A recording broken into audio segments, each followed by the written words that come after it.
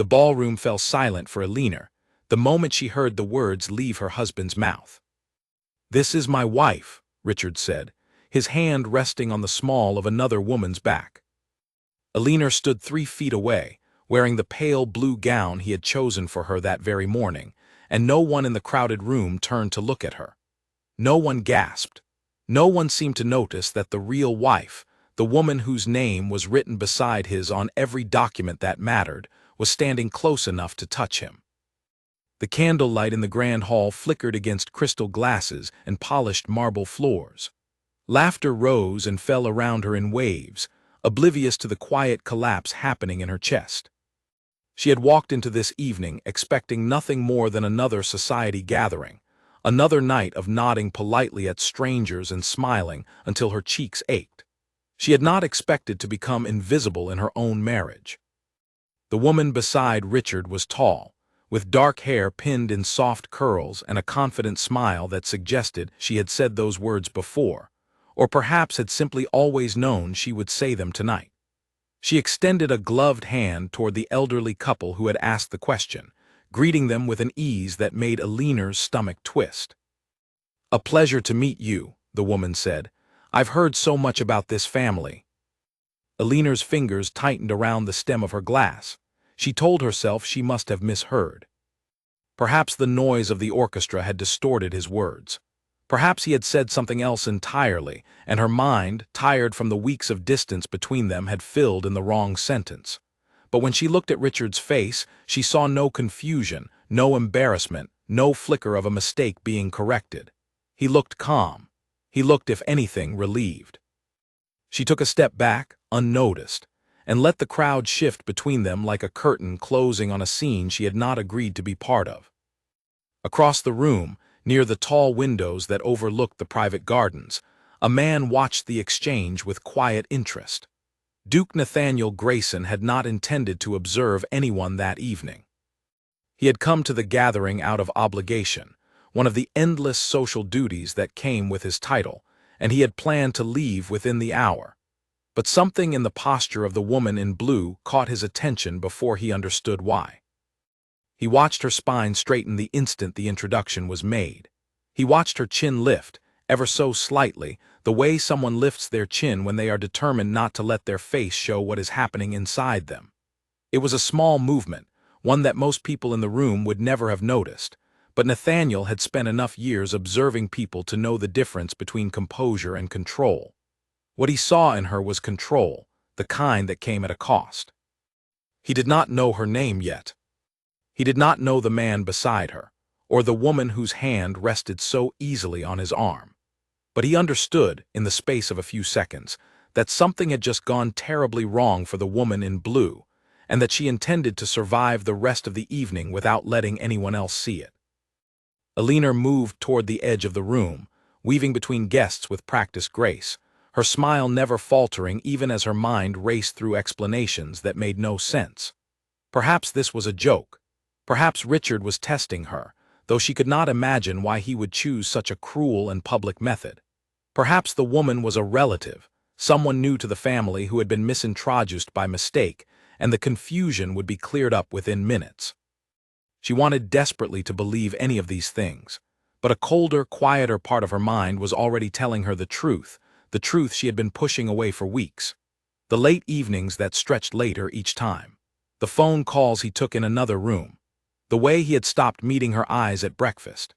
She had noticed all of it and told herself it was nothing, that marriages went through difficult seasons, that Richard was simply tired from his work and his responsibilities. Now, standing in a crowded ballroom while her husband introduced another woman as his wife, she understood that she had been lying to herself for a long time. She reached a quiet corner near a marble column and pressed her back against it, grateful for a moment where no one expected her to smile. Her heart pounded so hard she could feel it in her throat. She pressed her gloved hand flat against her stomach and took a slow breath, counting silently the way her mother had once taught her, in for 4, hold for 4, out for 4, until the shaking in her hands began to ease. When she opened her eyes, the Duke was walking toward her. She had seen him from a distance earlier that evening, a tall man with dark hair and an unreadable expression, standing near the edge of every conversation without ever fully joining it. She knew his title, of course.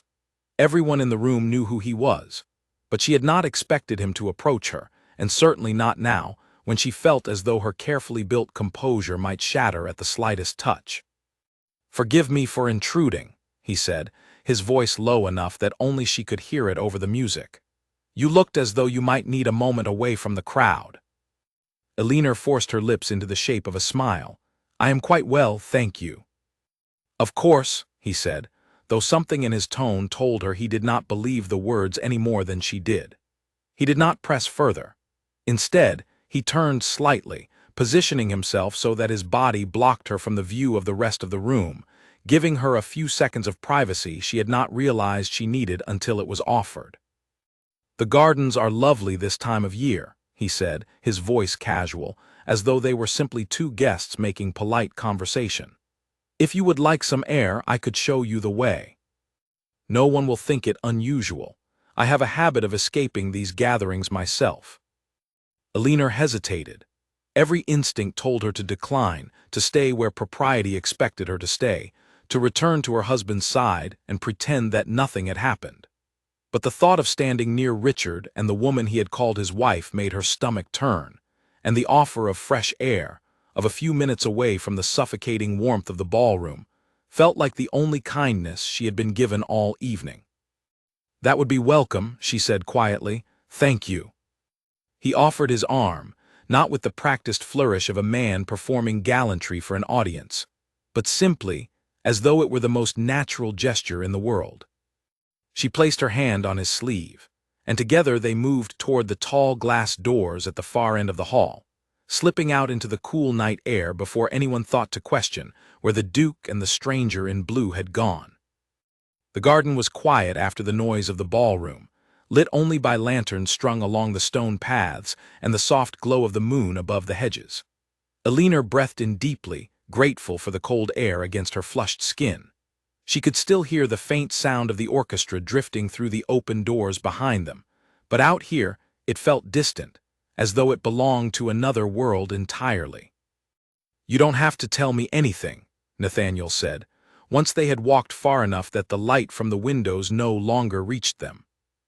"I only wanted to make certain you were not left standing alone in a room full of people who were too busy to notice you needed a friend." Elinor glanced at him, surprised by the simplicity of the offer. There was no expectation in his voice, no demand for an explanation, no hint that he wanted anything from her beyond a moment of decency. She had grown so used to conversations that required careful navigation, words chosen to avoid conflict, smiles maintained to keep the peace, that his straightforwardness felt almost foreign. "I appreciate it," she said, "more than you know." They walked in silence for a while, past a small fountain where water trickled softly over smooth stones, past rows of white roses that had begun to close their petals for the night. Elinor felt the tightness in her chest begin to loosen, just slightly, with every step that took her farther from the ballroom. "May I ask your name?" Nathaniel said finally. "I realize we have not been properly introduced, though I suppose introductions have proven complicated this evening." There was no mockery in his voice, only a gentle observation, but the comment struck closer to the truth than he could have known. Elinor let out a breath that was almost a laugh, though there was no humor in it. "Elinor," she said, "Elinor Ashford." She watched his expression carefully as she said the surname, wondering if he would recognize it, wondering if he already understood more than he was letting on. If he did, he gave no sign of it. He simply nodded, as though the name meant nothing more to him than any other. "It's a pleasure to meet you properly, Elinor," he said. "I am Nathaniel." "I know who you are, Your Grace." "Nathaniel will do, at least out here," he said. "Titles feel unnecessary among the roses." Despite everything, despite the ache that had settled deep in her chest since the moment she heard Richard's words, Elinor found herself smiling, a real smile this time, small but genuine.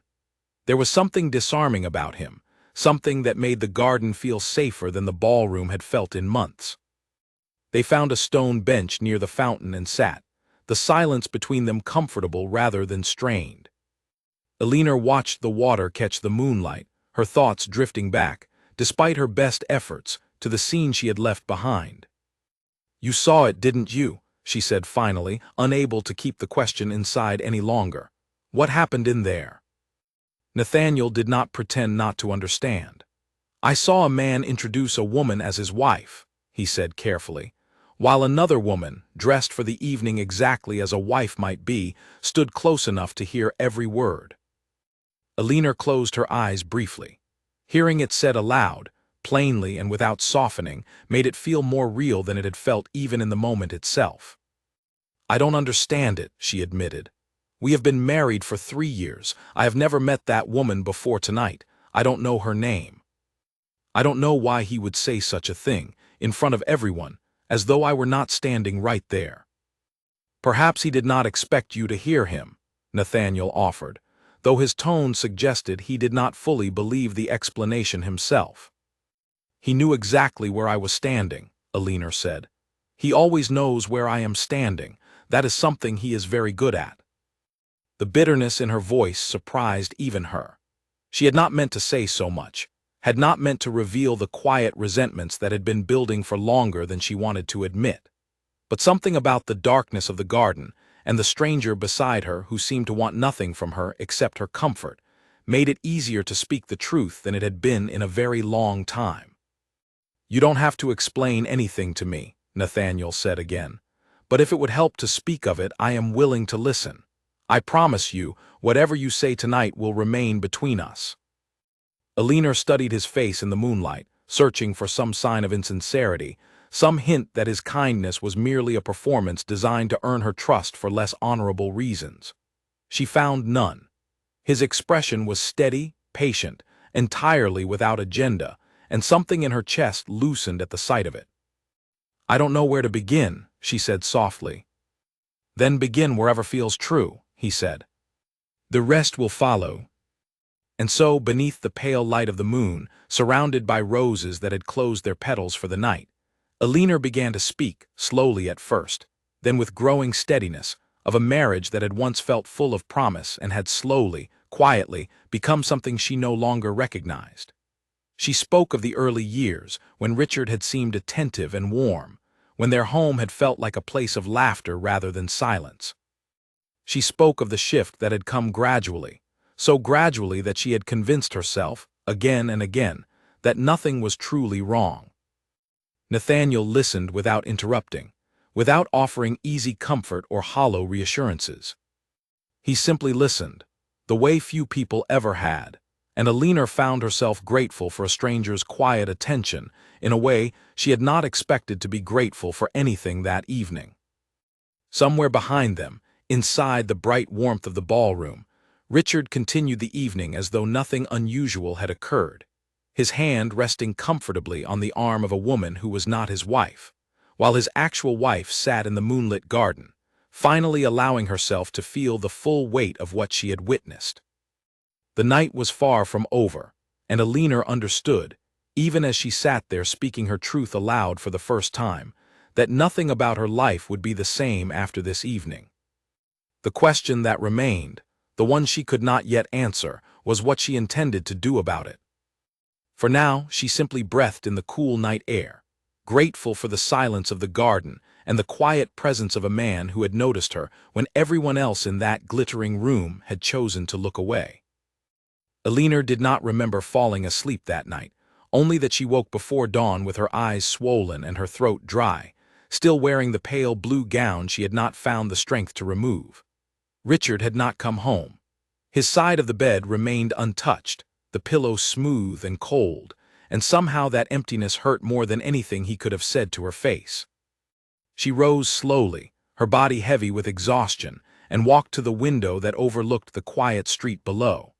The city was just beginning to stir, carriages rattling over cobblestones, the first vendors setting up their stalls for the morning trade. Life continued as though nothing had happened, as though the world had not shifted beneath her feet the night before.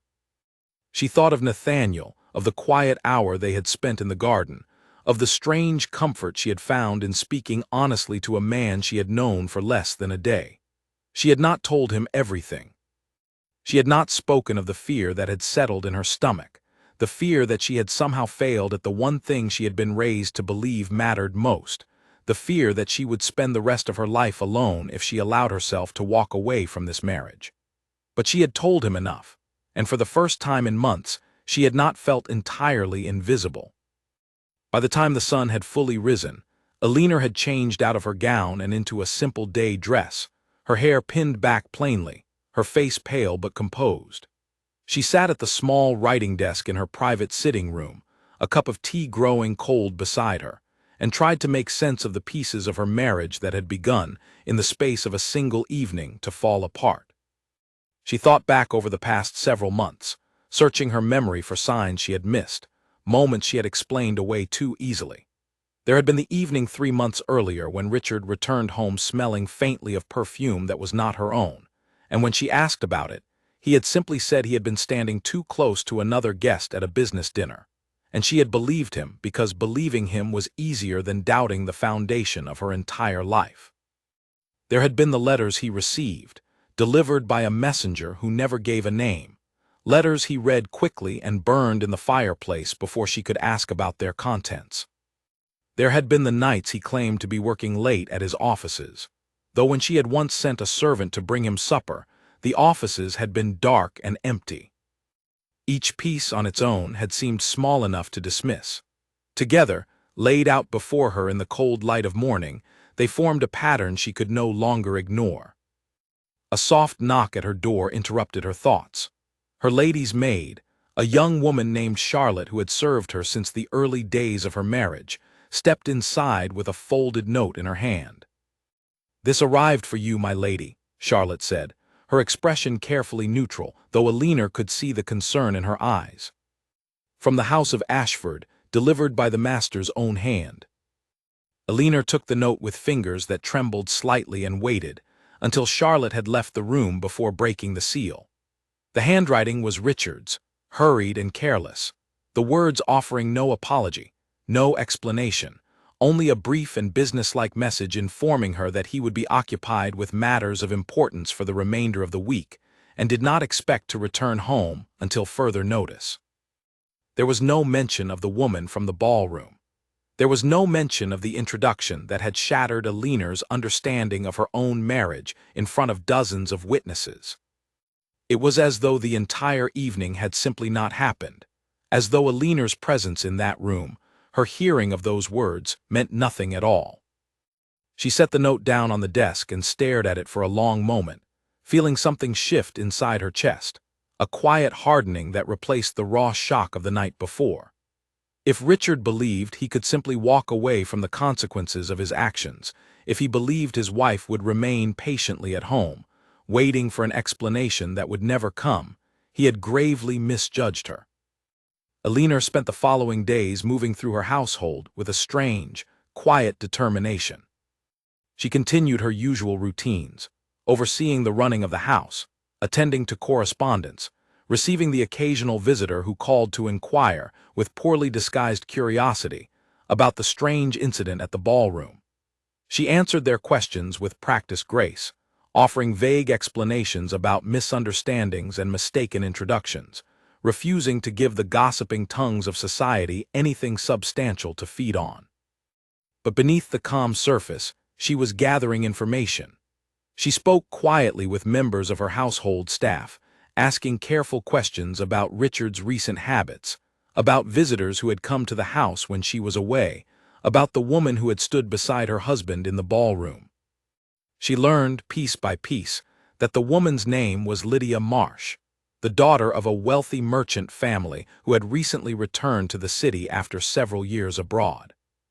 She learned that Lydia and Richard had known each other years earlier, before his marriage to Alina, and that their families had once discussed the possibility of a match between them before circumstances, never fully explained to Alina, had ended those discussions.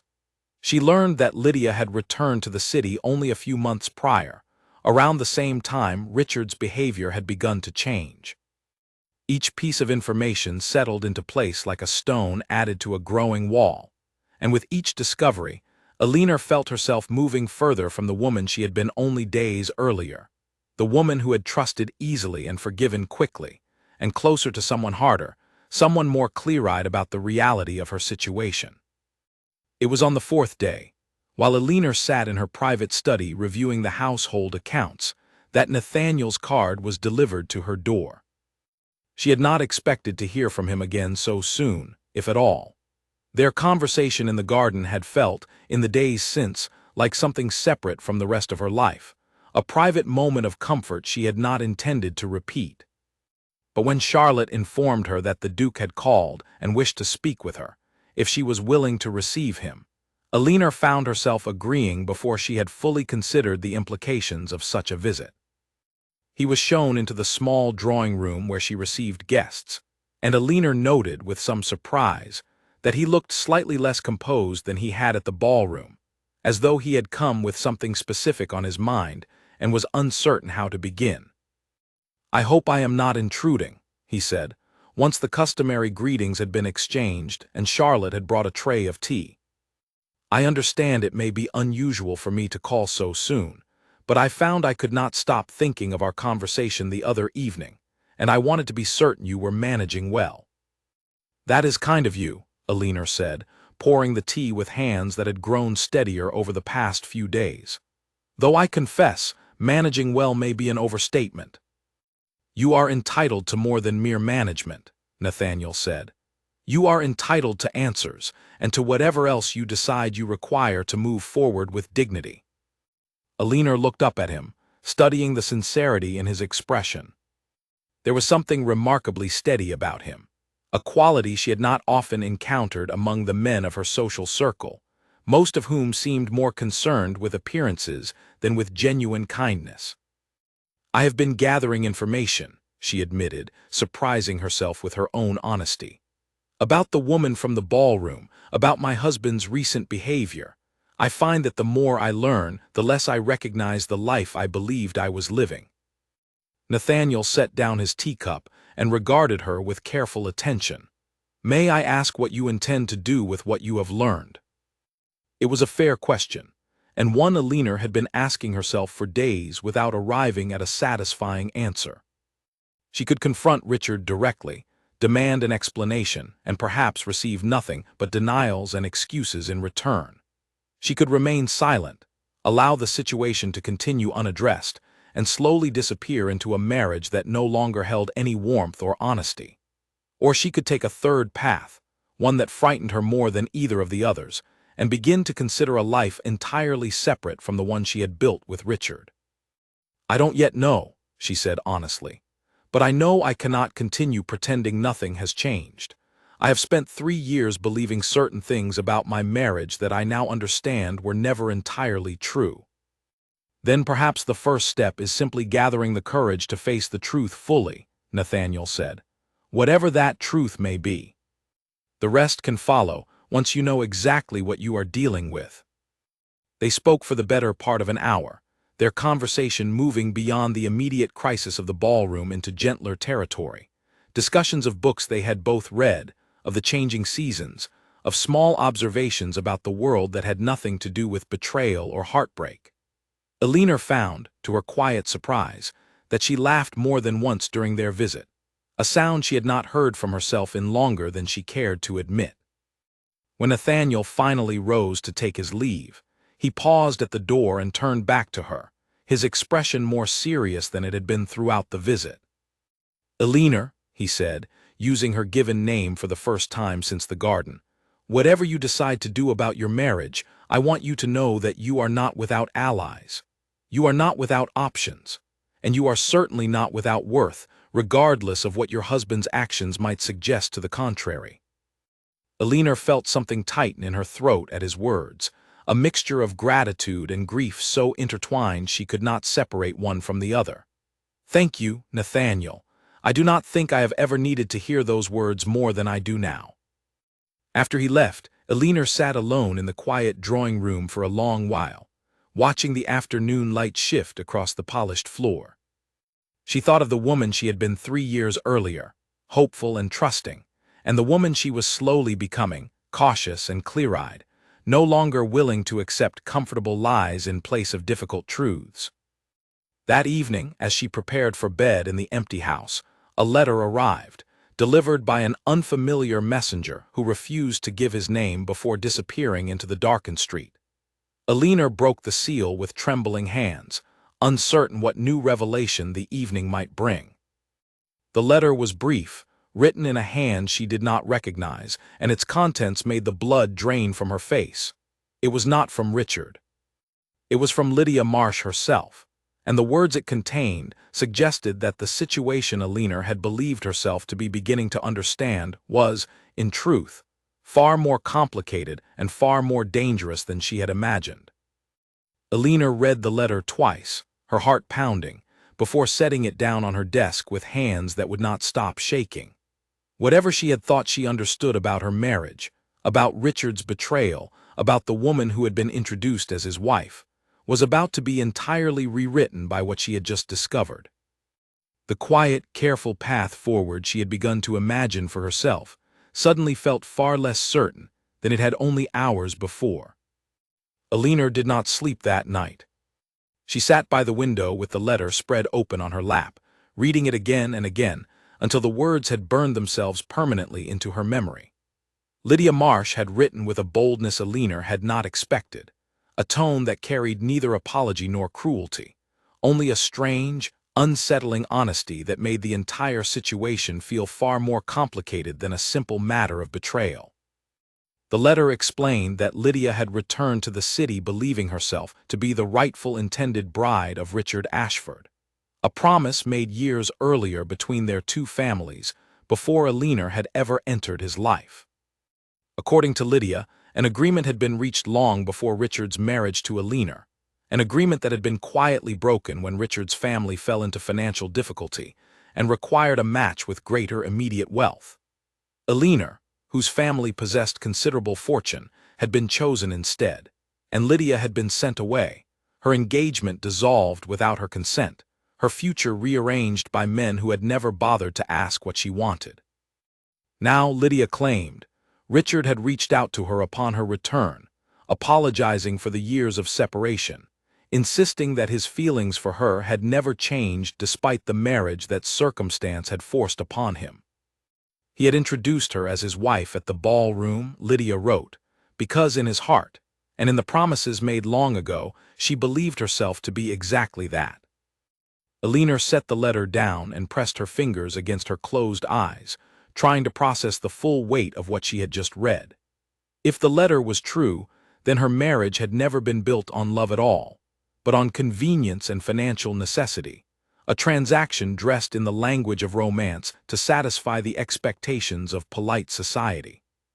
She had spent 3 years believing herself chosen, only to learn she had merely been selected, the way one might select a horse for its strength rather than its beauty.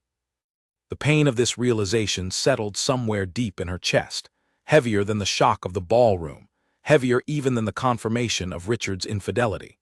It was one thing to discover that her husband no longer loved her. It was another thing entirely to discover that perhaps he never had, that the affection she remembered from their early years together had been nothing more than performance, carefully maintained until it was no longer necessary. She did not know whether to believe every word of Lydia's letter. She understood that Lydia had her own reasons for writing, her own version of events shaped by years of resentment and disappointment, and that the full truth likely lay somewhere between what Lydia believed and what Richard himself would claim if pressed.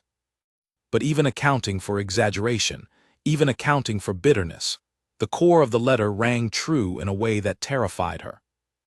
By morning, Alina had made a decision. She would not wait quietly at home for Richard to return on his own terms, offering whatever thin explanation he deemed sufficient. She would seek him out herself, and she would demand the truth, however painful it proved to be. She dressed carefully that morning, choosing a dark gray gown that felt appropriate for the seriousness of what lay ahead, and instructed her carriage to take her to Richard's private offices in the heart of the city, the same offices where, months earlier, she had discovered he had not been working late as he claimed. The offices occupied the second floor of a handsome brick building near the financial district, and Alina climbed the narrow stairs with a steadiness she did not entirely feel. A young clerk seated near the entrance rose in surprise at her arrival, clearly unaccustomed to receiving the wives of his employer's associates without prior notice. "I am here to see my husband," Alina said, her voice calm and clear despite the pounding of her heart. "Please inform him that Alina Ashford is waiting." The clerk hesitated, glancing toward a closed door at the end of the hallway, and something in his hesitation told Alina that Richard was indeed inside, and that he was not alone. "He is currently occupied with a meeting, my lady," the clerk said carefully. "Perhaps I could arrange for you to return at a more convenient—" "I will wait," Alina interrupted, seating herself in one of the plain wooden chairs near the entrance with a composure that surprised even her. "I am in no hurry." The clerk, uncertain how to proceed, retreated behind his desk and busied himself with paperwork he clearly was not reading. Alina sat quietly, her hands folded in her lap, and waited, her mind replaying fragments of Lydia's letter, fragments of the ballroom scene, fragments of 3 years of marriage that now felt like they belonged to a stranger's life rather than her own. Nearly an hour passed before the door at the end of the hallway finally opened. Richard emerged first, his expression tightening the moment he saw his wife seated in the waiting area, and behind him, Lydia Marsh followed, adjusting her gloves with the same easy confidence she had displayed at the ballroom. For a long moment, no one spoke. The clerk busied himself even more determinedly with his paperwork, clearly wishing to be anywhere else in the world. Lydia's eyes moved between Alina and Richard with an expression that was difficult to read, something between curiosity and satisfaction, as though she had been waiting for exactly this confrontation. "Alina," Richard said finally, his voice carefully controlled, "I was not expecting you." "Clearly," Alina said, rising from her chair with a steadiness that surprised her. "Might we speak privately, Richard? I believe we have a great deal to discuss." Richard glanced at Lydia, some unspoken communication passing between them that made Alina's stomach turn, before nodding stiffly and gesturing toward his private office. Lydia made no move to leave, and for a moment, Alina wondered if she intended to remain for the conversation entirely, but eventually she offered a small, knowing smile and excused herself, promising to call again soon, her tone suggesting an intimacy that no business associate would claim to share. Once the office door closed behind them, Alina turned to face her husband fully for the first time since the ballroom. The careful composure she had maintained throughout the morning began to waver, replaced by something rawer, something closer to the grief and anger she had been suppressing for days. "I received a letter," she said, her voice steady despite the tremor beneath the surface. "From Lydia. She tells me a great many things, Richard, things I would like you to either confirm or deny." Richard's expression shifted, something like resignation settling over his features, and Alina understood in that moment that whatever explanation was about to follow would not be a denial. "Sit down, Alina," he said quietly, gesturing toward the chair across from his desk. "I would rather stand," she replied. "I have been sitting and waiting for answers for entirely too long already." Richard sighed and moved to lean against the edge of his desk, his arms crossed over his chest, and for the first time in longer than Alina could remember, he looked directly at her without the careful distance he had maintained for months. "It is true," he said finally. "Lydia and I were engaged years before I met you.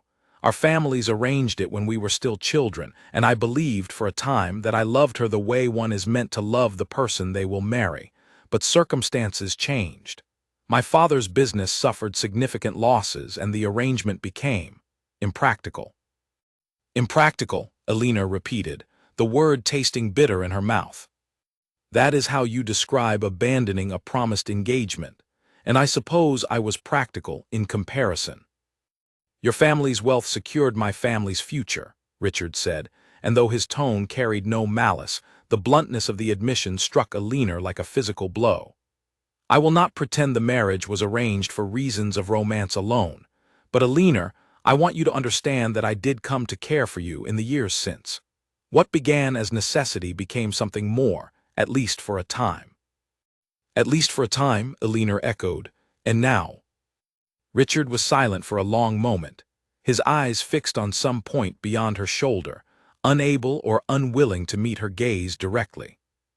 Lydia returned to the city 3 months ago, he said finally. I did not seek her out. She found me through mutual acquaintances, and I confess, Elinor, that seeing her again stirred feelings I had believed long buried. I know this is no excuse for what I have done, for the way I have treated you these past months, for the humiliation I caused you at the ballroom. I have behaved dishonorably, and I understand if you cannot forgive it. Then why did you introduce her as your wife? Elinor demanded, her voice rising for the first time. In front of an entire room, Richard, while I stood close enough to hear every word. If you understand how dishonorable your actions have been, why would you commit such a public and deliberate cruelty? Richard's jaw tightened, and for a moment, Elinor saw something almost like shame flicker across his face. I made a grave error in judgment, he said quietly. Lydia had suggested it in the moment, and I did not have the courage to correct her before the introduction was already made. I should have stopped it immediately. I did not, and I have no adequate explanation for why. Elinor felt the last remnants of her composure begin to crack, not from surprise, but from the sheer weight of confirmation.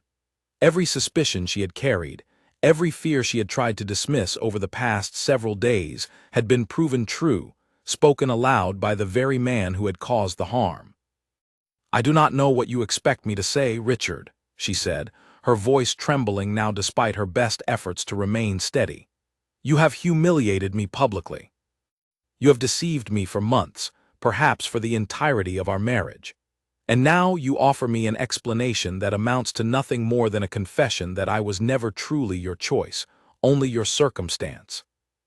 Elinor, I am not finished, she said, and something in her tone made Richard fall silent immediately. I have spent 3 years attempting to be a good wife to you. I have managed your household, supported your ambitions, remained loyal even when your behavior gave me every reason to question that loyalty. And in return, you have made me a spectacle of pity and gossip among people I once considered my community. Richard said nothing, his eyes finally lowering to the floor, unable to withstand the full force of her gaze. I do not yet know what I intend to do, Elinor continued, her voice growing steadier with each word, as though the act of speaking her anger aloud was slowly restoring the strength she had been missing for days. But I will not remain silent, and I will not pretend that nothing has changed between us. Whatever comes next, Richard, you will find that I am no longer willing to accept convenient explanations in place of honest accountability. She turned and walked toward the door, her steps measured and deliberate, refusing to allow the tremor in her hands to translate into weakness in her stride. Richard called after her once, his voice uncertain, but Elinor did not stop, did not turn back, did not offer him the satisfaction of seeing the tears that had finally begun to fall as she descended the narrow staircase and emerged into the busy street below. She stood on the pavement for a long moment, breathing in the cold morning air, allowing herself, for the first time since the ballroom, to fully feel the grief of what her marriage had become. Passers-by moved around her, indifferent to the private devastation unfolding in their midst, and Elinor found a strange comfort in their indifference, a reminder that the world was larger than the small, painful corner of it she currently occupied. It was there, standing alone on the busy street with tears drying on her cheeks, that she saw Nathaniel's carriage approaching, as though some quiet instinct had drawn him to this exact place at this exact moment. He stepped down before the carriage had fully stopped, his expression shifting to concern the instant he saw her face. Elinor, he said, closing the distance between them quickly, what has happened? She opened her mouth to answer, to offer some composed explanation that would preserve what remained of her dignity, but the words would not come. Instead, standing on a busy street in the middle of the morning, surrounded by strangers who paid her no mind, Elinor allowed herself, for the first time since the entire ordeal had begun, to simply break down, and Nathaniel, without hesitation, stepped forward to steady her. Nathaniel did not ask further questions on the street. He simply guided Elinor to his carriage, shielding her from the curious glances of passers-by, and instructed his driver to take them somewhere quiet, away from the noise and judgment of the city center. Elinor sat beside him in silence, her hands folded tightly in her lap, grateful that he did not press her to speak before she was ready. They arrived at a small tea house on the edge of the city, one Elinor had never visited before, tucked away from the main thoroughfares where fewer eyes would recognize either of them. Nathaniel requested a private room, and once they were seated, once the door had closed behind them and the noise of the world had faded to a distant murmur, Elinor finally found the words to explain what had happened. She told him of the letter from Lydia, of the confrontation in Richard's office, of the confession that had confirmed every fear she had carried since the ballroom. She spoke haltingly at first, her voice catching on the more painful details, but as she continued, the words came more easily, as though the act of speaking them aloud to someone who listened without judgment was slowly draining the poison from the wound. Nathaniel listened in silence throughout, his expression grave but steady, offering no interruptions, no premature reassurances, only the quiet, unwavering attention of someone who understood that some pain required space to be spoken rather than solved.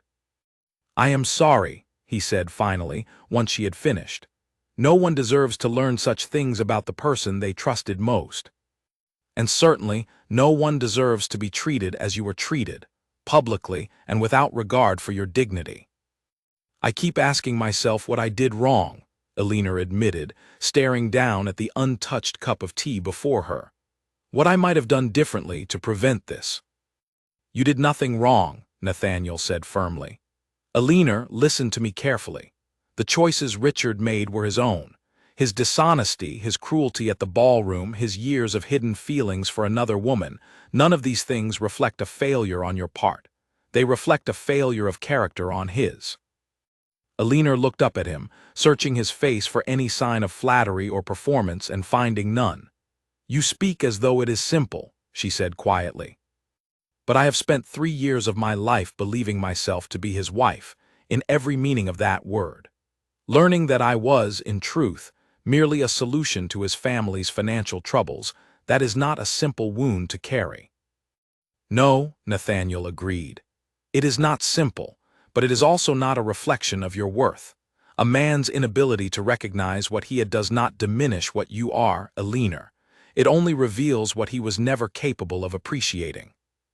The words settled over her slowly, and though they did not erase the pain, they offered a small measure of comfort, a reminder that her value did not depend on Richard's ability or inability to see it clearly. They remained at the tea house for the better part of the afternoon, their conversation moving gradually from the immediate crisis toward gentler subjects, though the shadow of what had happened never fully lifted from the room. Nathaniel spoke, at one point, of his own experiences with the expectations of noble society, the pressures of arranged unions and calculated alliances that had shaped so many of the marriages among their class. "I have watched a great many marriages built on convenience rather than affection," he said. "Some of them settle into something genuine over time. Others never do, and the people within them simply learn to perform contentment for the benefit of everyone watching. I suspect your marriage falls into the latter category, though I understand that knowledge does little to ease the pain of discovering it." "Have you never considered marriage yourself?" Elinor asked, genuinely curious despite the heaviness of the day. Something flickered across Nathaniel's expression, a shadow of old grief that he quickly smoothed away. "I was engaged once," he said. "Many years ago. She died before we could marry, an illness that took her quickly, before either of us fully understood what we stood to lose. Since then, I have found myself reluctant to pursue the kind of calculated arrangements so common among my peers. I would rather remain unmarried than enter into a union, built on nothing more than convenience and expectation." Elinor felt a pang of sympathy at the revelation, a recognition of shared grief, though hers was born of betrayal rather than loss. "I am sorry," she said softly. "That must have been terribly difficult." "It was," he admitted. "Though time has softened the sharpest edges of it, I tell you this not to draw comparison to your own suffering, but simply so you understand that I do not offer my sympathy from a place of ignorance. I know something of what it means to have a future you believed certain suddenly disappear. The shared understanding between them deepened something in Alina's chest, a quiet recognition that she was not alone in carrying grief through the world, and that perhaps, in the company of someone who understood loss so intimately, she might find a path forward that did not require her to carry the weight entirely by herself. By the time Alina returned home that evening, the sky had darkened into deep shades of purple and gray, and the house felt colder and emptier than it had in days. She sat alone in her private study, reviewing the events of the day, and found herself, for the first time since the ballroom, beginning to think clearly about what she actually wanted for her future, rather than simply reacting to the crises Richard's actions had created. She thought of her family, of the disappointment and scandal that would follow any public dissolution of her marriage, of the whispers that would follow her through every social gathering for years to come. She thought of the financial security her marriage provided, the household she had built, the small comforts of a life she had grown accustomed to despite its recent unraveling. Walking away from all of it would not be simple, and the path ahead, whatever she chose, would not be without significant cost. But she also thought of the years stretching ahead of her if she chose to remain, years spent pretending not to notice Richard's continued relationship with Lydia, years spent performing the role of a contented wife while privately knowing the truth of her circumstances. The thought filled her with a dread far greater than any fear of scandal or financial uncertainty. Over the following days, Alina moved through her household with a new clarity of purpose. She began, quietly and carefully, to review her own finances, the inheritance her family had settled upon her at the time of her marriage, the legal protections that might exist for a woman in her position. She wrote to her father, a careful letter that did not reveal the full extent of the humiliation she had endured, but hinted enough at the seriousness of her marital troubles to request his counsel. Her father's response arrived within the week, and its contents surprised her. Rather than urging her to remain in the marriage for the sake of appearances, as she had feared he might, her father expressed grave concern for her well-being and offered his full support for whatever decision she deemed necessary, including the possibility of a formal separation, should she choose to pursue one. The letter brought Alina a measure of relief she had not expected, a reminder that her family's love for her extended beyond mere concern for social standing. She read it twice, folded it carefully, and placed it in the drawer of her writing desk alongside Lydia's letter, two documents that together had begun to reshape the entire trajectory of her life. Richard did not return home that week, nor the week that followed. Alina received occasional brief notes informing her of his continued absence, each one colder and more distant than the last, until eventually the notes stopped arriving altogether. She heard, through the careful whispers of her household staff and the occasional visit from concerned friends, that Richard had been seen frequently in the company of Lydia Marsh, dining at fashionable establishments, attending social gatherings together as though their relationship required no discretion at all. The boldness of his behavior, the complete abandonment of even the pretense of discretion, wounded Alina in ways she had not fully anticipated. It was one thing to discover a husband's infidelity. It was another thing entirely to watch him conduct that infidelity openly, as though her feelings, her dignity, her position as his lawful wife, mattered so little that he saw no need to hide his actions from her or from society at large. It was during this period, when Alina felt most raw and most uncertain about her future, that Nathaniel's presence in her life became a steady and welcome constant. He called on her regularly, always with appropriate propriety, always accompanied by Charlotte or another member of her household staff to preserve her reputation. But his visits offered Alina something she had not realized she desperately needed: the simple experience of being seen and valued by someone who expected nothing from her in return. They spoke of books and philosophy, of the small pleasures of a well-tended garden, of memories from their respective childhoods that had shaped who they had become. Nathaniel never pressed her for details of her marriage unless she offered them freely, and he never suggested, even subtly, that her association with him carried any expectation beyond friendship. His patience, his steadiness, his refusal to take advantage of her vulnerability, slowly began to restore something in Alina that she had feared Richard's betrayal had permanently broken. But society, as Alina well understood, rarely allowed such friendships to remain private for long. Whispers began to circulate, quiet at first, then gradually louder, about the frequency of the Duke's visits to the Ashford estate, about the long walks he and Alina had been seen taking together in public gardens, about the concern and attentiveness he showed toward a woman whose husband had so publicly humiliated her. The gossip reached Richard eventually, as gossip always does, and Alina received word, through a mutual acquaintance, that her husband had grown furious upon hearing of her association with the Duke, despite his own continued and far more scandalous behavior with Lydia Marsh. The hypocrisy of his anger struck Alina as almost laughable, though beneath the dark humor of it lay a genuine concern for what consequences his fury might bring. She did not have to wait long to find out. Late one evening, nearly a month after the incident at the ballroom, Richard returned to the Ashford estate for the first time since their confrontation at his offices, and the expression on his face when Alina received him in the drawing-room told her immediately that this visit would not be a peaceful one. "I hear you have been keeping interesting company," Richard said, his voice tight with barely controlled anger as he stepped into the drawing-room without waiting for a proper invitation. "The Duke of Grayson, no less, walking with you in public gardens, calling on you at all hours, as though you were an unmarried woman free to entertain whomever you please." Alina remained seated, her posture composed despite the sudden pounding of her heart. She had known this confrontation would come eventually, and she had spent the weeks since the ballroom preparing herself for it, though preparation did not entirely eliminate the discomfort of facing his anger directly. "Nathaniel has been a friend to me during a difficult time," she said calmly. "A kindness I have found sorely lacking from my own husband in recent months." "A friend," Richard repeated, his tone dripping with disbelief.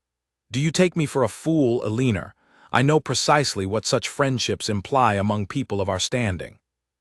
"And yet you have spent the past month dining publicly with Lydia Marsh," Alina replied, her voice steady despite the anger building beneath her composure.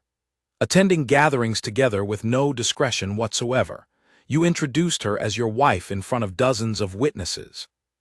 I fail to see how you have any grounds to lecture me on propriety." Richard's jaw tightened, and for a moment Alina thought he might deny the accusation entirely, might attempt once more to offer some explanation that softened the reality of his behavior. Instead, he crossed the room and stood before her, his expression a complicated mixture of anger and something that almost resembled desperation. "Whatever I have done, you remain my wife," he said, "bound to me by law and by the vows we exchanged. I will not have my name dragged through further scandal because you have chosen to entertain the attentions of a duke while our marriage remains legally intact." "Your name," Alina said quietly, "has already been dragged through scandal by your own actions, Richard. I have done nothing but attempt to survive the humiliation you caused me, with what dignity I have remaining." "You could have survived it quietly," Richard snapped. "At home, away from public view, waiting for me to resolve matters in my own time. Instead, you have made yourself a spectacle, walking through gardens with the Duke as though seeking to punish me publicly for my own mistakes." Alina rose from her chair, unable to remain seated any longer beneath the weight of his accusations. "I have sought nothing but a moment's peace and kindness," she said, her voice rising despite her efforts to remain composed. "Something I have not received from you in longer than I care to remember. If my association with Nathaniel troubles you, Richard, then perhaps you should consider what your own actions have done to drive me towards seeking comfort elsewhere." The words hung in the air between them, heavier than either of them had intended, and for a long moment neither spoke. Richard's expression shifted, the anger draining slowly into something more complicated, something closer to regret, though Alina no longer trusted herself to interpret his emotions accurately. "I did not come here to argue," he said finally, his voice quieter now. I came to inform you that I intend to seek a formal separation, on grounds that protect both our reputations as much as possible under the circumstances. Alina felt a strange mixture of relief and grief at the announcement, the confirmation of something she had suspected was inevitable, arriving nonetheless with a weight she had not fully anticipated. I see, she said carefully. And what terms do you propose? You will retain your inheritance, of course, along with a settlement sufficient to maintain your household independently, Richard said, his tone shifting into something more businesslike, more distant, as though the emotional weight of the conversation had already exhausted whatever capacity for vulnerability he possessed.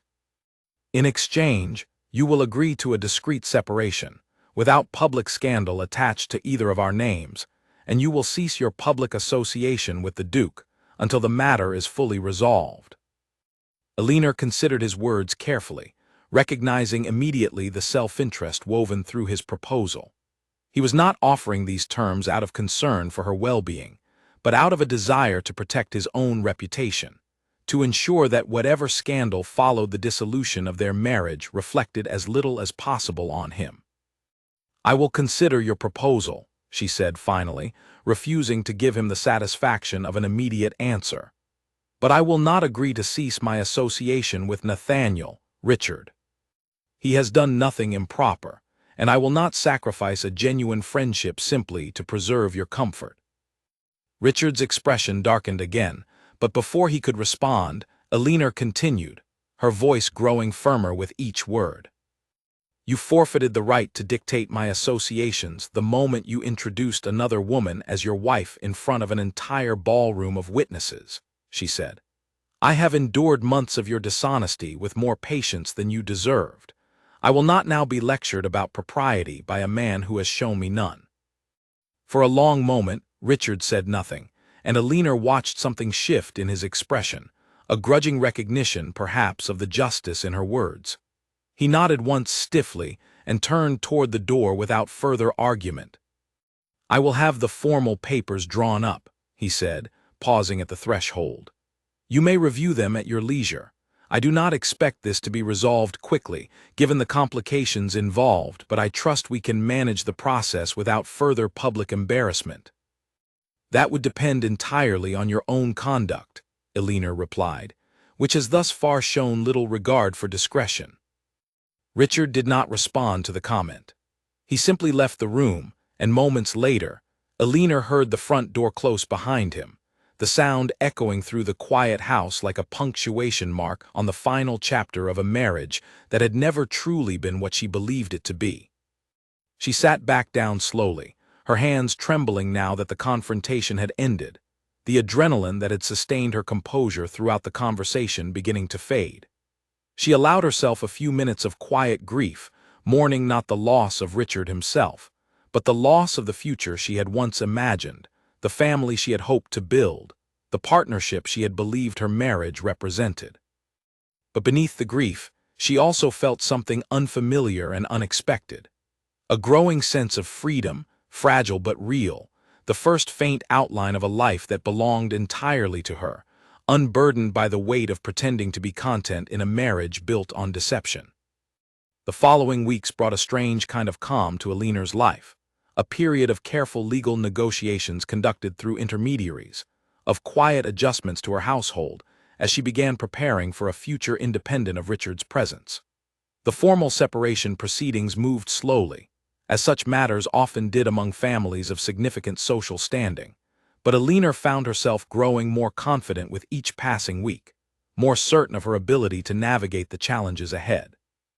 Nathaniel remained a constant presence throughout this period, careful never to overstep the bounds of propriety given her still uncertain marital status, but steadfast in his support nonetheless. He accompanied her to occasional social gatherings where her presence was expected, offering quiet reassurance against the whispers that inevitably followed her wherever she went.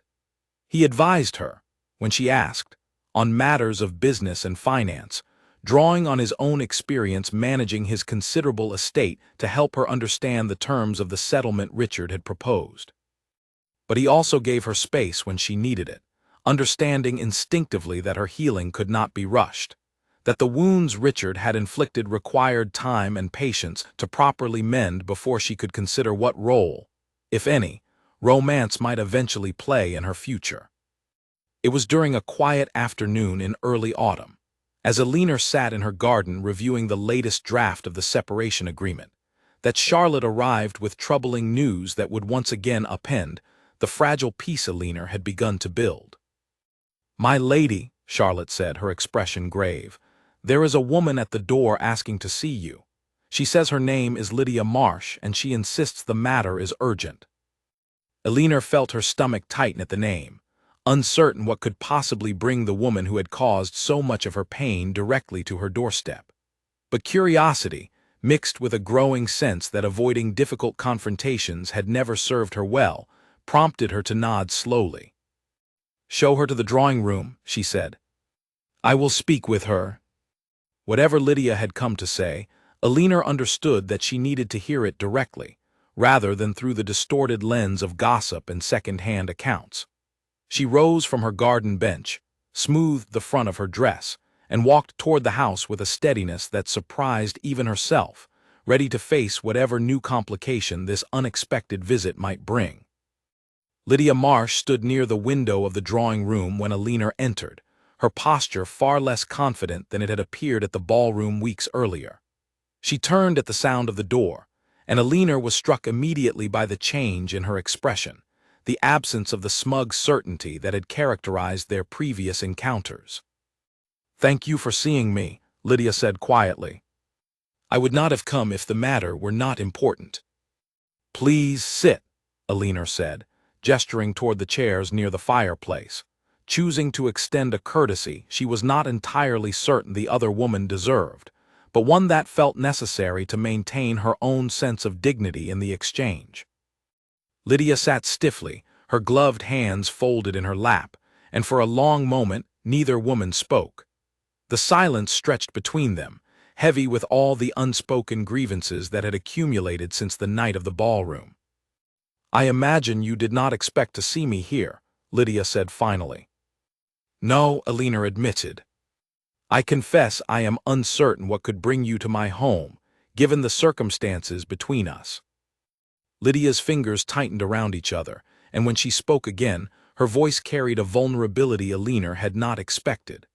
"I have come to apologize," she said, "for my role in what happened at the ballroom and for the letter I sent you afterward. I have thought a great deal these past weeks about the pain I have caused you, and I find I can no longer remain silent about it." Alina studied the other woman carefully, searching for signs of insincerity, but finding instead what appeared to be genuine remorse. "I admit, I did not expect an apology," she said slowly. "I do not offer it lightly," Lydia said. "When I returned to the city and found Richard again, I allowed old feelings, old resentments about how our engagement had been dissolved, to cloud my judgment entirely.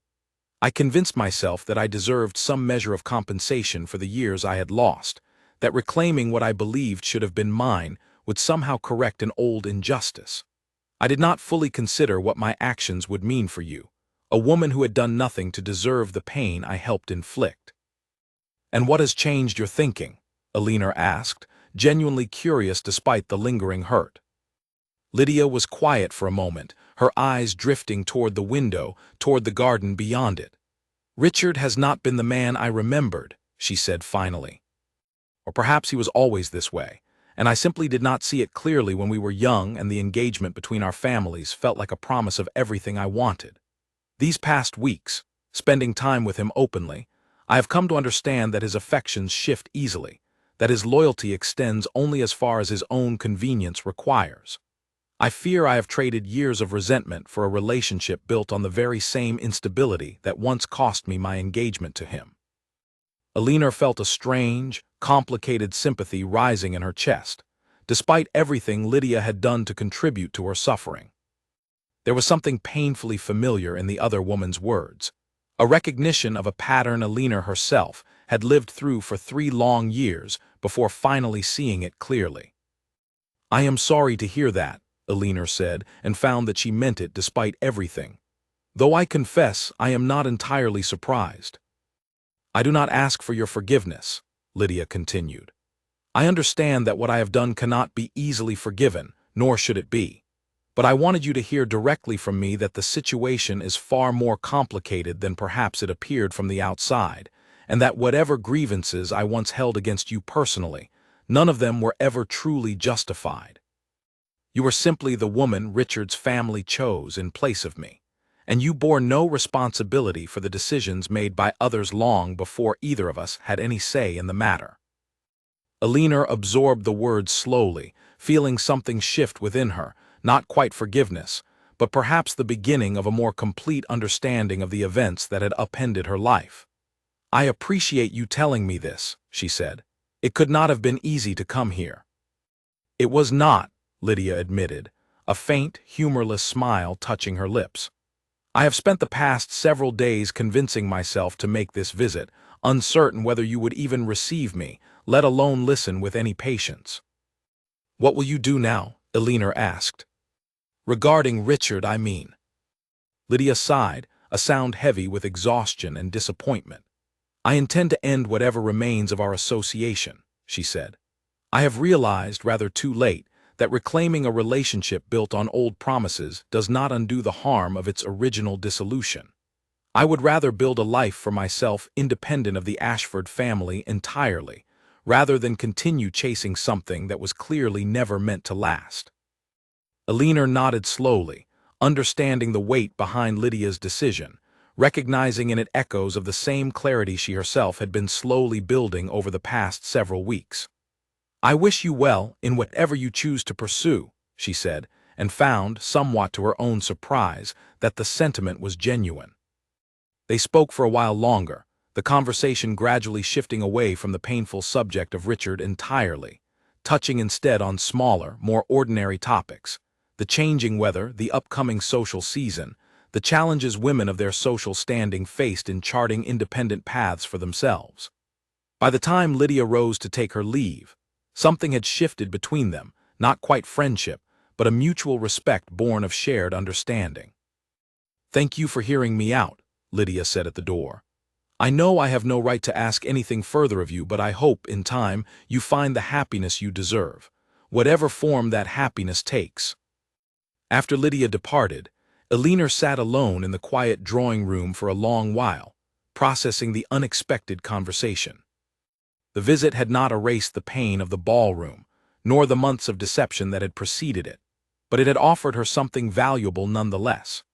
A fuller picture of the situation, one that allowed her to understand Richard's failures not as some unique personal rejection, but as evidence of a deeper pattern of dishonesty and instability that had likely always existed within him, waiting for circumstances to reveal it fully.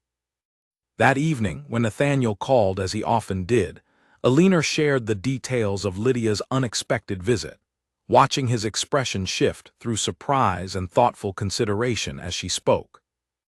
That took considerable courage on her part, he observed, once Elinor had finished recounting the conversation.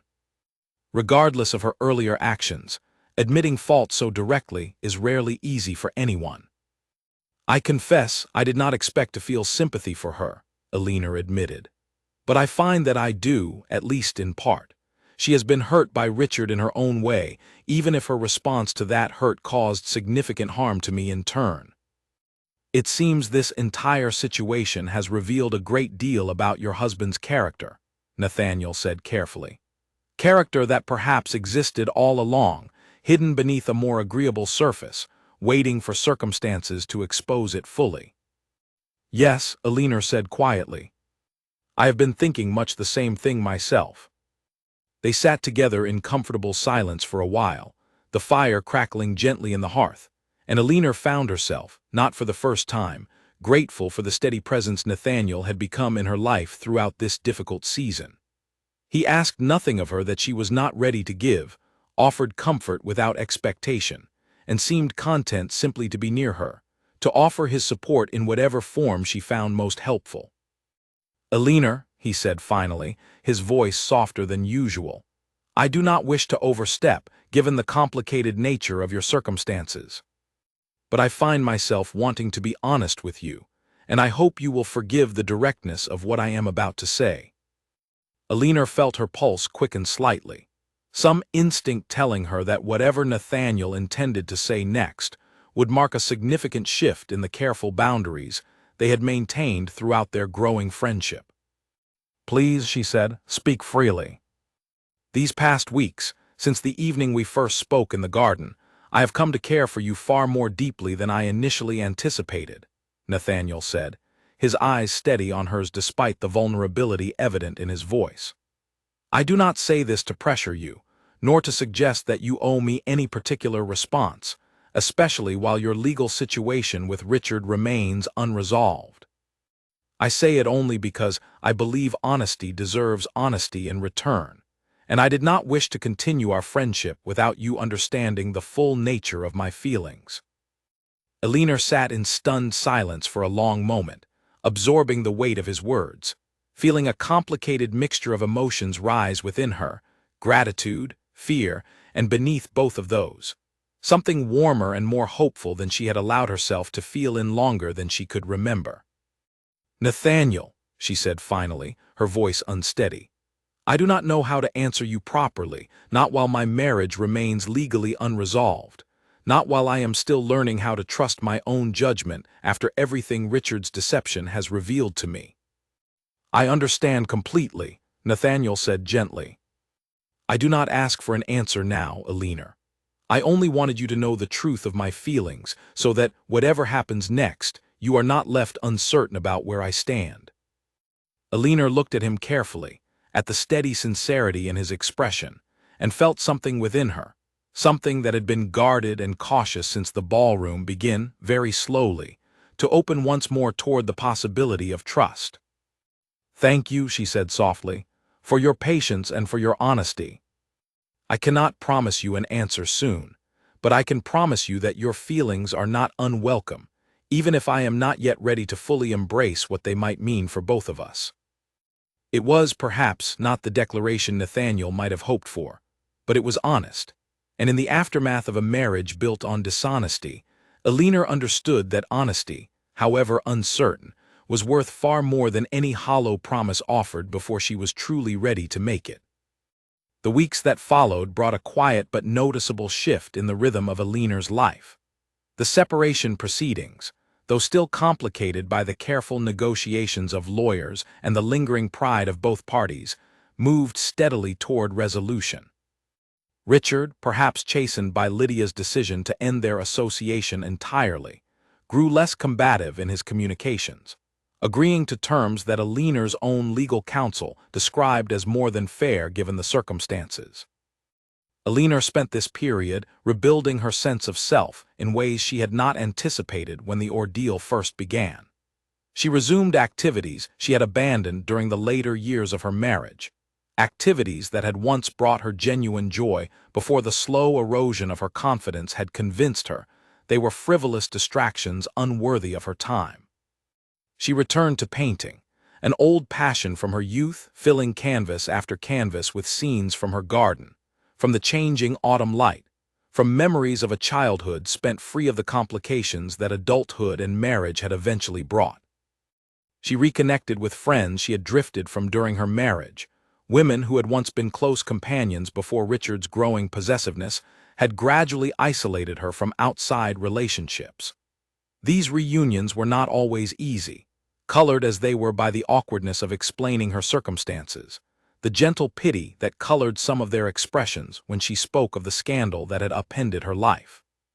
But beneath the discomfort, Alina found genuine comfort in rebuilding connections she had allowed to fade, reminders that her identity had never truly depended on her marriage to Richard, however much she had once believed otherwise.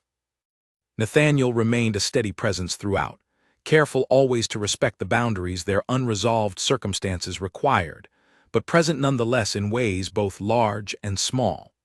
He sent books he thought she might enjoy, accompanied by brief notes that revealed a thoughtfulness Alina had not encountered in years. He called regularly, though never so often as to raise further gossip beyond what already circulated. He listened when she needed to speak, and offered space, when she needed silence, seeming to understand instinctively which she required at any given moment. It was during a crisp afternoon in late autumn, as the last golden leaves clung stubbornly to the trees lining the garden path, that Alina received news that would finally bring the long ordeal of her marriage to its formal conclusion. The final papers, dissolving her marriage to Richard Ashford under terms both parties had ultimately agreed to, arrived by messenger, accompanied by a brief note from her lawyer confirming that the matter had been resolved with as much discretion as such a public scandal allowed. Alina sat with the papers spread before her on the desk in her private study, reading through the careful legal language that formally ended a chapter of her life she had once believed would last forever. She felt, reading through the document, not the devastating grief she might have anticipated months earlier, but something closer to relief, a quiet acknowledgement that this ending, however painful its beginning had been, represented the closing of a door that had needed to close for some time. She signed her name at the bottom of the final page with a steady hand, the same hand that had trembled so violently the night she first read Lydia's letter, and felt, in the act of signing, a symbolic completion of the transformation she had undergone throughout these difficult months. She was no longer the woman who had stood frozen in shock at the ballroom, unable to process the cruelty of her husband's public betrayal. She had become someone stronger, someone who understood her own worth independent of any man's recognition of it, someone capable of facing devastating truths and rebuilding her life from the wreckage they left behind. That evening, she wrote to Nathaniel, informing him of the finalized separation and inviting him to call the following day if he was willing. His response arrived within hours, brief but warm, confirming his intention to visit and offering, in his characteristically understated way, his congratulations on the completion of a process that had clearly weighed heavily on her for months. When he arrived the following afternoon, Alina received him in the garden rather than the drawing room, feeling that the outdoor setting, with its echoes of their first meaningful conversation months earlier, suited the significance of the occasion. They walked together along the familiar paths, past the roses that had long since faded with the changing season, and Alina found herself telling him, in careful detail, about the quiet relief she had felt signing the final papers. "I confess I expected to feel more sorrow," she admitted, as they paused near the same stone bench where she had first spoken openly of her marriage's collapse. "But instead I feel as though I have finally set down a weight I had been carrying for so long I had forgotten what it felt like to walk without it." "That does not surprise me," Nathaniel said gently. "You have spent these past months doing the difficult work of rebuilding yourself, piece by piece, despite the pain of everything that preceded it. It makes sense that the final legal conclusion would feel more like liberation than loss." Alina smiled softly, sitting on the bench and gesturing for him to join her. "I have been thinking a great deal these past weeks about what you said to me before about your own feelings," she said carefully, watching his expression shift with quiet attention. "I did not feel ready at the time to offer you any answer beyond gratitude for your honesty. But circumstances have changed now, and I find myself wanting to be equally honest in return." Nathaniel remained silent, giving her space to continue, his eyes steady and patient despite the evident hope beneath his careful composure. "I have come to care for you deeply, Nathaniel," Alina continued. "Not merely as a friend who offered comfort during a difficult season, though you have certainly been that. I find myself, when I imagine my future, imagining it with you present within it, in whatever capacity you might be willing to offer." The relief and joy that crossed Nathaniel's face in that moment was unmistakable, unguarded in a way Alina had rarely seen throughout their acquaintance. He reached for her hand, gently, giving her every opportunity to withdraw if she wished, and when she did not, he held it carefully, as though it were something precious he had feared he might never be permitted to touch. "Alina," he said, his voice thick with emotion he made no effort to hide, "you have given me more happiness in this single moment than I believed myself capable of experiencing again, after everything I lost so many years ago.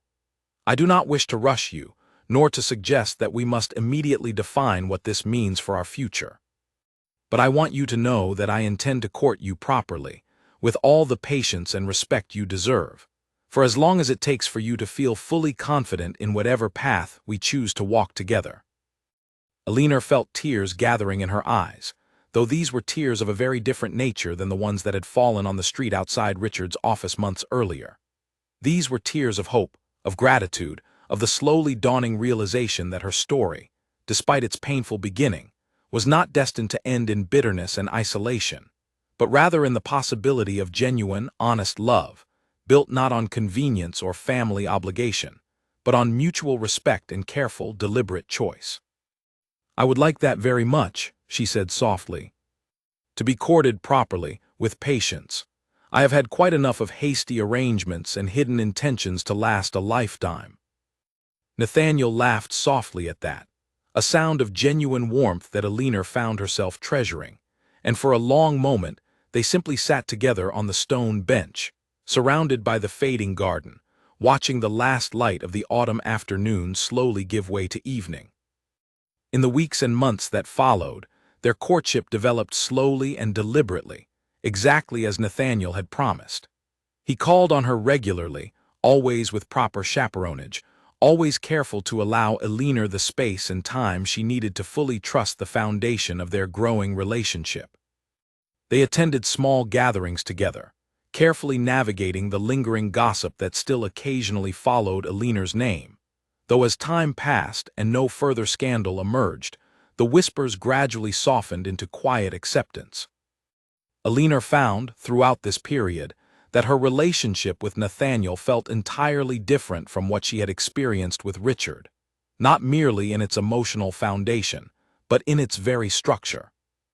Where Richard had often made decisions unilaterally, expecting her simply to accept and adapt, Nathaniel consulted her genuinely, valued her opinions, treated her as a true partner in every conversation about their shared future rather than a passive participant in decisions made on her behalf.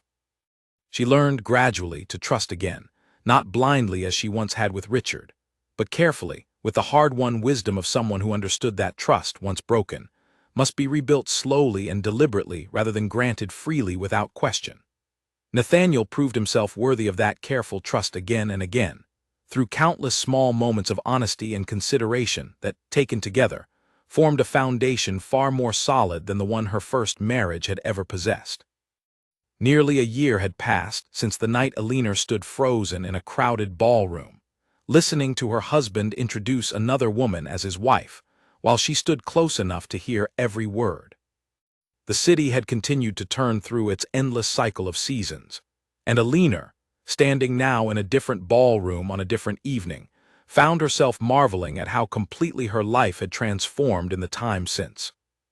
This ballroom belonged to Nathaniel's family estate, its grandeur even more impressive than the one where her old life had begun to unravel, its chandeliers casting warm golden light over a gathering assembled for a very different purpose than the one that had once brought her such devastating pain.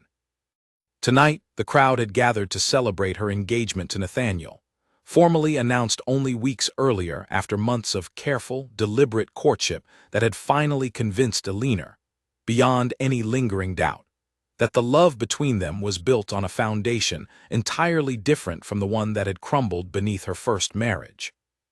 She stood near the same tall windows where she had first noticed Nathaniel watching her with quiet concern, though tonight, instead of shock and humiliation, she felt only warmth and anticipation as she watched him move through the crowd, greeting guests with the same steady grace that had first drawn her attention all those months ago. Her father had traveled from the countryside to attend the celebration, his pride evident in every conversation he conducted with the assembled guests, and Alina found herself grateful, more than she could fully express, for his unwavering support throughout the difficult journey that had led her to this moment. Charlotte, too, remained close throughout the evening, having become not merely a servant but a genuine friend during the months of upheaval and rebuilding that had followed the collapse of Alina's first marriage. She had heard, through occasional mutual acquaintances, that Richard had eventually remarried, a quiet arrangement with a woman from a family seeking similar financial advantages to those he had once sought through his marriage to Alina. She felt, upon hearing this news, none of the bitterness or grief she might once have expected, only a distant sort of relief that his pattern of behavior, whatever its ultimate causes, no longer had any power to affect her own happiness. Lydia, too, had moved forward with her own life, having eventually married a merchant she had met through her family's business connections, a man who, according to the occasional letters she and Alina still exchanged, treated her with a steadiness and devotion that Richard had never truly offered either of them. Their unlikely friendship, born from such painful circumstances, had endured and even deepened over the following months, a testament to the strange, unexpected ways that shared suffering could sometimes forge genuine connection where resentment might have seemed the more natural outcome. Alina thought of these transformations as she stood near the window, watching the celebration unfold around her, marveling at the distance she had traveled since that devastating night when her entire understanding of her life had been upended in a single, cruel moment. She had not chosen the beginning of this journey, had not asked for the humiliation and betrayal that had set everything in motion, but she had chosen, at every subsequent step, how she would respond to that pain, and those choices had ultimately led her to a happiness she had once feared she might never find again. Nathaniel approached her near the window, his expression warm as he took her hand and drew her gently into the rhythm of the dance beginning across the ballroom floor. "You look thoughtful," he observed, as they moved together through the familiar steps, his hand steady at her waist, his eyes never leaving hers. "What occupies your mind on such a joyous evening?" "I was thinking of everything that brought us to this moment," Alina said softly. "The pain, certainly, but also the strange grace that followed it. I do not think I would trade the woman I have become, difficult as her creation was, for the woman I might have remained had none of this ever happened." Nathaniel's expression softened with understanding, and he drew her slightly closer as they continued their dance. "I have often thought the same," he admitted.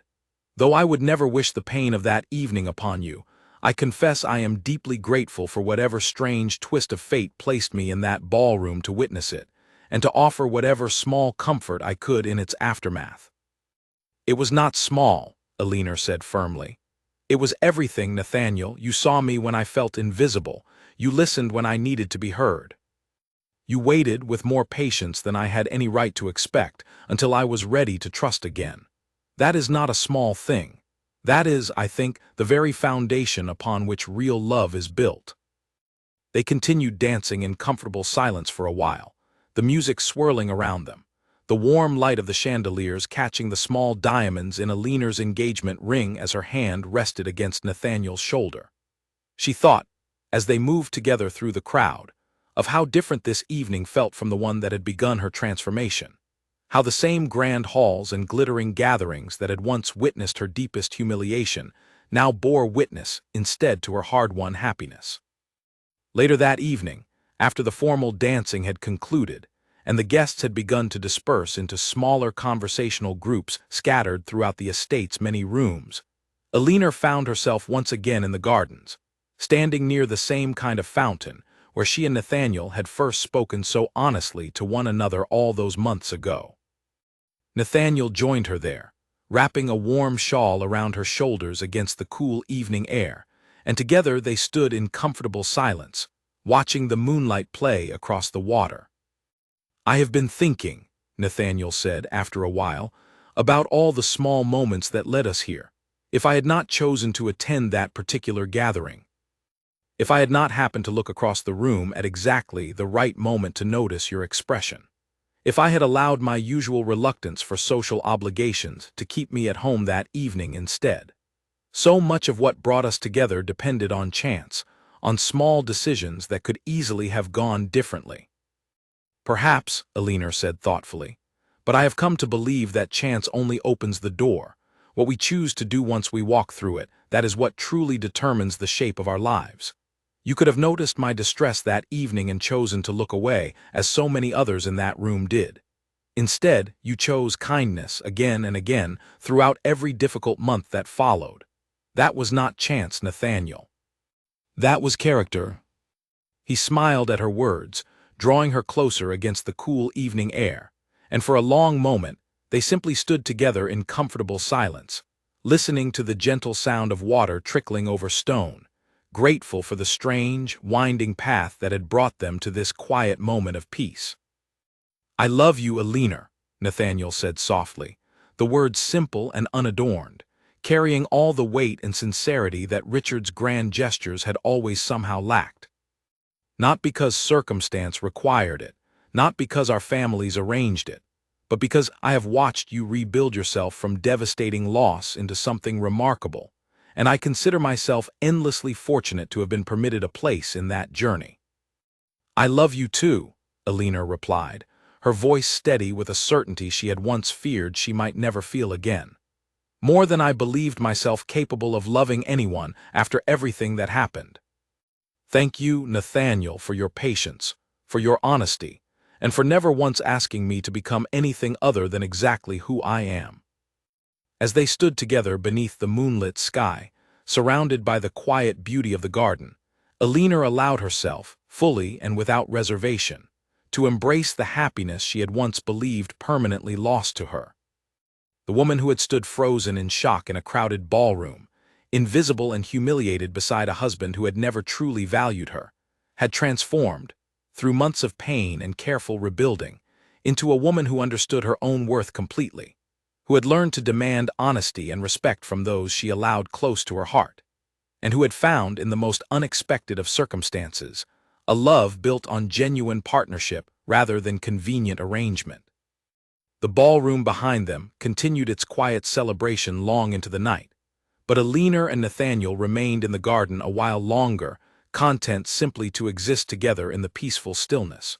Two people who had each known loss and had found in each other something far more precious than either had dared to hope for again. Spring arrived early that year, the gardens surrounding the Grayson estate bursting into color weeks before the season traditionally began, as though nature itself wished to celebrate alongside Alina and Nathaniel as they prepared for their wedding. Alina stood in her private chambers on the morning of the ceremony, watching Charlotte carefully arrange the final touches of her gown, and felt a calm certainty she had never experienced on the morning of her first wedding so many years earlier. There had been excitement then, and hope, but also a quiet, unspoken uncertainty she had chosen not to examine too closely at the time, a small voice warning her that the arrangement felt more transactional than romantic, a voice she had silenced in favor of believing what she wanted to believe. Today, there was no such uncertainty. Today, she understood exactly what she was choosing, and exactly why, and the clarity of that understanding filled her with a peace that no amount of nervous excitement could disturb. Her father arrived to escort her to the small chapel on the estate grounds, his eyes glistening with unmistakable pride as he took in the sight of his daughter, transformed so completely from the devastated woman who had written to him nearly 2 years earlier seeking counsel through the darkest period of her life. "You have become remarkable, Alina," he said softly, offering his arm. "I could not be prouder of the woman you have chosen to become." The ceremony itself passed in a warm blur of familiar faces and quiet joy. Alina's closest friends gathered alongside Nathaniel's family, the small chapel filled with the soft scent of spring flowers arranged throughout its stone alcoves. When Nathaniel turned to watch her walk toward him, his expression carried none of the careful composure he typically maintained in public settings, only open, unguarded joy that mirrored exactly what Alina felt in her own chest. They exchanged vows that had been carefully written together, rather than the standard formal language typical of such ceremonies, promises of honesty, of partnership, of choosing each other deliberately and continuously, rather than simply accepting an arrangement made by others on their behalf.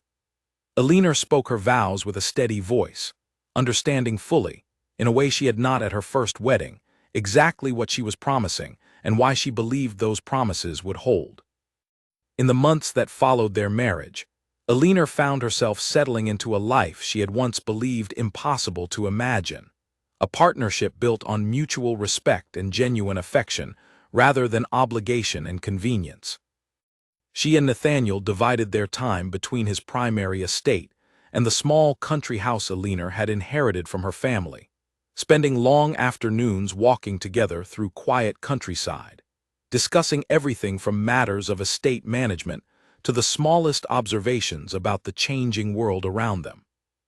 She resumed her painting in earnest, filling an entire room of their shared home with canvases that captured the gardens, the changing seasons, the quiet moments of joy that had become the fabric of her daily life. Nathaniel, in turn, encouraged her artistic pursuits fully, commissioning a proper studio to be built adjoining their home, understanding instinctively that Alina's happiness depended not merely on romantic fulfillment, but on the freedom to pursue passions entirely her own. Their friendship with Lydia continued to develop over the following years, the strange bond forged through shared suffering evolving into a genuine and lasting connection.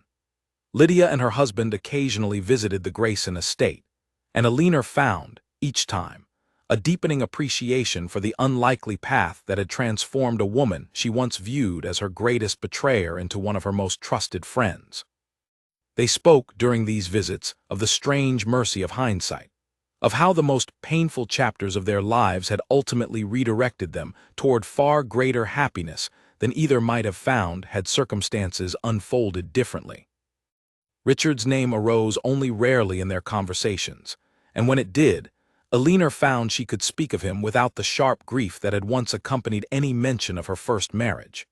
He had become, in her memory, less a source of pain and more simply a difficult chapter she had survived and grown beyond, a reminder of the strength she had discovered within herself during the darkest period of her life. 2 years after their wedding, Alina gave birth to their first child, a daughter they named after Alina's own mother, and Nathaniel's devotion as a father matched exactly the steady, patient love he had shown Alina throughout their entire relationship. She watched him cradle their daughter in the soft morning light of their nursery and felt, more strongly than ever, gratitude for the strange twist of fate that had placed a stranger's kind attention in her path on the single worst evening of her life, transforming devastating humiliation into the foundation of a happiness she had once believed permanently beyond her reach. Looking back in the quiet moments of reflection that motherhood and marriage afforded her, Alina understood that her story was not simply one of betrayal and heartbreak, though those elements had certainly shaped its beginning. It was, more fundamentally, a story of resilience, of the quiet courage required to face devastating truths honestly rather than hiding from them, of the strength found in demanding respect and dignity even when circumstances made such demands feel impossible. She thought often of the woman she had been that night in the crowded ballroom, frozen and invisible while her husband introduced another woman as his wife directly beside her. She felt, looking back at that memory, not the raw pain that had once accompanied it, but a quiet compassion for that younger, more vulnerable version of herself, and a deep gratitude for everything that woman's courage and resilience had ultimately made possible. The Duke had watched her expression that night, had seen past her carefully maintained composure to the devastation hidden beneath it, and had chosen, in that single moment of quiet observation, to offer kindness rather than indifference. That choice, small as it seemed at the time, had ultimately reshaped the entire course of Alina's life, proving that even in the darkest and most humiliating moments, unexpected grace could still find its way through, transforming devastating endings into the quiet, unexpected beginnings of something far more beautiful than anything that had been lost. Alina Grayson, formerly Alina Ashford, closed the final page of her private journal that evening, having spent the quiet hours after her daughter's bedtime reflecting on the long journey that had brought her to this life of genuine happiness. She looked up to find Nathaniel standing in the doorway, watching her with the same warm, steady affection he had shown her from the very first evening they met in that crowded, glittering ballroom so many years before. "Ready for bed?" he asked softly, extending his hand toward her. Alina smiled, rising to join him, grateful beyond measure for the quiet, steady love that had transformed her deepest humiliation into her greatest happiness. "Always," she said, taking his hand, "as long as it is with you."